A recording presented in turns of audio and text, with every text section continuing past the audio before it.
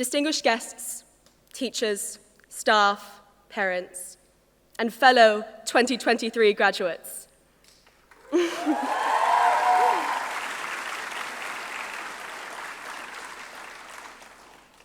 For those of us that are either finished last week or had the very lucky schedule that carried us right up until that last exam yesterday at 5, I hope you managed to take a deep breath, have a break, and start your celebrations. Maybe you went outside and saw some sun after all those long hours at your desk. I know I haven't. Perhaps you even slept longer than 2 anxious hours. Sitting down and beginning to write this speech, I was a little lost on where to begin. How do I summarize and give voice to the multiple experiences and journeys we've all had to get to this point? This cohort is a blend of everything from everywhere, a beautiful community of diverse cultures and backgrounds, and yet one thing I do know that we all have in common is that we are unique and resilient. I know that all grad speakers say the same thing, that their class is special and unique. Believe me, the rabbit hole I went down watching thousands of grad speeches can attest to that. But in our case, it's true.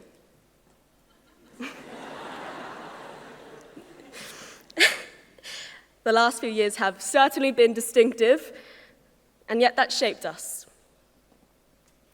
Some of us have been through the full color range of our uniform shirts, from the tiny light blue to the baggy, slightly smelly green, the prideful dark blue shirt, and finally, the impossible to clean tight white one. Our badge of honor.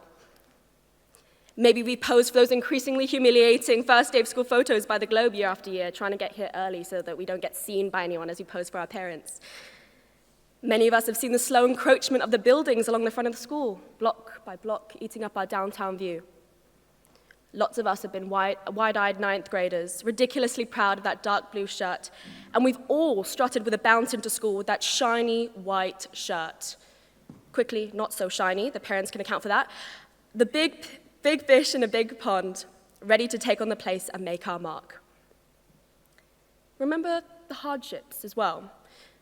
The idea that as ninth graders, we may indeed starve before third block because we were attuned to thinking that lunch was before noon. We adjusted. Remember watching the big kids in awe as they spun around on the stage in Culturama, debated unfathomably detailed information with Flair and MUN conferences, and completed and implemented complex community response plans in their service collaborations. We did that. We became those big kids. We led and planned, coached and created, innovated and designed. We've watched and experienced teaching models through hybrid, asynchronous, and synchronous methods. We too learned the life skill of feigning alertness while semi-sleeping with our eyes open. We experienced wins on the field, in the court, on the stage, and in our community, and learned from our failures. We brought back CSAC titles with our names on them again in bronze, silver, and gold. We coped with the shock that, yes, actually writing your EE in the summer of grade 11 is in fact sensible than writing it the last week before the deadline that we all missed. And yes, the onslaught of IA waves sometimes makes you feel like you're drowning, but somehow the life rafts are always there, even if you can't seem to see them during the storm. Without a mask to hide behind, we had to relearn control of our lower face. We remembered to close our slack mouths and smile in the main through our challenges. We got to dance in person at our own prom. We got to tie-dye, put on, can I say, one of the best pranks the school has ever seen, and celebrate at Club Dawson, intertwined voices singing Beauty at the Beat in the top of our lungs. We got to hug and high-five our community, from our infant school fellow students to our 11th grade friends. We got to look back and look at all those teachers from all those years in the eye and say, thank you. There are so many things to be grateful for today, to celebrate, to remember. Those losses and those gains have been part of our unique story. But we'll look back and say that it made us stronger. We have more grit. We have more of a growth mindset. We can better control our intrusive thoughts. Maybe some of us are still learning. Our adaptability and approach will enable us to flourish in these volatile, uncertain, complex, and ambiguous times. Yet throughout it all, we remained part of the bigger UWC movement for peace and sustainability. We held on to those traditions whilst also reshaping our own story. We could say that we molded East into a home away from home, reimagining the lines between work and rest with a somewhat elastic approach towards, well, all deadlines and perpetual venue confusion between Santai, the library, and class. Message for the grade 11s, don't skip class. My hours of re-watching grad speeches have led me to the conclusion that Kian nailed it last year when he said that he called East home. Our experiences, quote, engraved in the walls and corridors at East. This cohort certainly has a voice and a presence. That much was seen when we advocated for moving the Grand Walk from 10 to 2.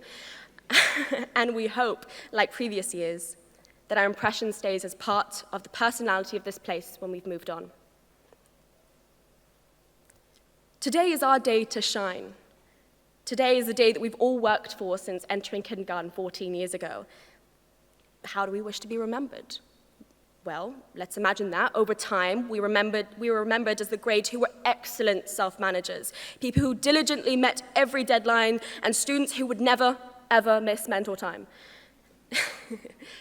But let's be real here. Let's be remembered as the class of 2023 who are adaptable, talented, and resilient. We were the class with pretty questionable confessions.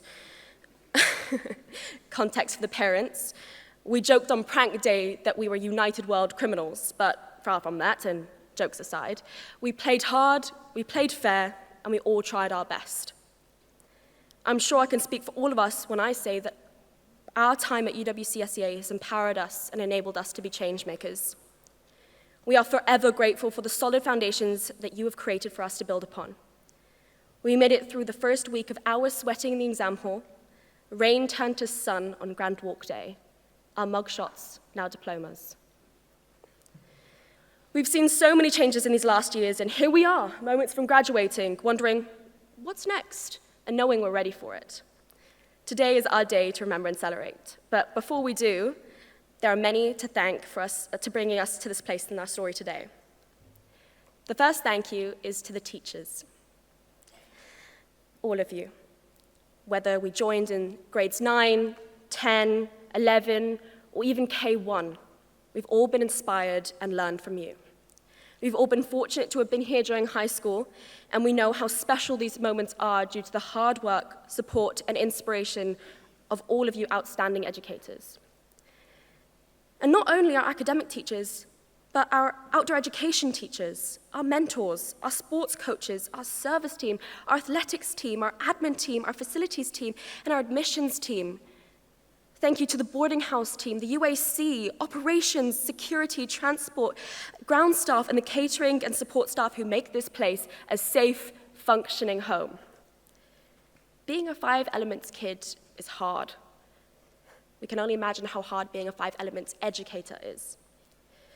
You've been our role models, and in so many cases, your friendship, support, and coaching have helped us through those low points and buoyed us to those high points.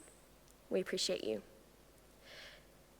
To admin, mentors, and those helping with the graduation and gala, thank you for today and all the other days. We've tried your patience at times, many, many times, but we know how much behind-the-scenes work you put in, the invisible threads you've woven to keep us safe and strong and together. Doing what you've done isn't easy, especially during these last few years, and we thank you so much, even when the toilet doors were removed. Seriously though, thank you for being amazing. I had to put a B quote in there. And the final thank you today is for our families. To those here today, and those family members sharing this with us from afar. And to those that we've lost, know that we always feel your love and support. Thank you. You've made us who we are. To our families, we share these mixed emotions with you, even if we don't always show it. That mix of, hooray, we did it, and that undertone of, oh no, I'm leaving, and a heavy pour of excitement and readiness for the next part of our lives. We're only around 18 years old, and look at what we've done already. Imagine what we can do with the rest of our lives. Instead of our colored uniforms, we'll pick up lab coats, lawyer suits, sports jerseys, and our country flag proudly pinned to our button-ups where our Uwcsea badge once was. Thanks to you all, we are good people. We are kind people. We are open-minded people. We're committed to being a force for good. And I'm excited about what we'll do, what we'll build, what we will create, and what legacy we'll leave. But the big question still remains. What are we going to do in the real world? Well, the scary but exhilarating answer is, who knows? That is yet to be determined. But one thing is for certain. We will be informed, active global citizens. We will question, we will innovate, we will adapt. We will strive for peace and sustainability, advocate for others, build relationships of reciprocal power and inclusion, create narratives that embrace diversity, take action as stewards of our planet, and shake systems as hard as possible so that our future is regenerative, impactful, and stronger. This, we promise you. Congratulations. We did it, class of 2023. Thank you.